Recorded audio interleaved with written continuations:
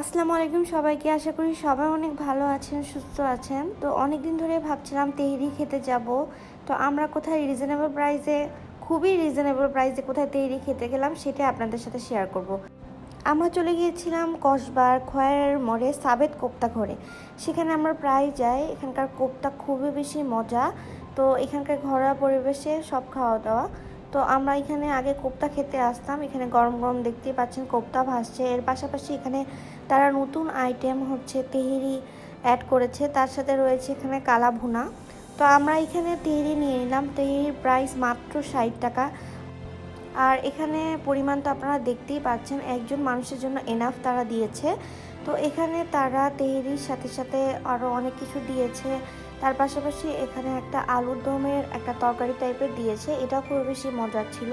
তো আপনারা এটা ট্রাই করতে পারেন। এর পাশাপাশি আমরা নিয়েছিলাম তাদের ফেমাস এই কোপ্তাটা খুবই বেশি মজা, খুবই ক্রিস্পি, আর ভিতরটা অনেক বেশি সফট। আর সালাদের সাথে খেতে তো আরও বেশি মজা লাগছিল। আপনারা চাইলে ট্রাই করতে পারেন। রিজনেবল প্রাইসের মধ্যে তাদের খাবারের কোয়ালিটি অনেক বেশি ভালো।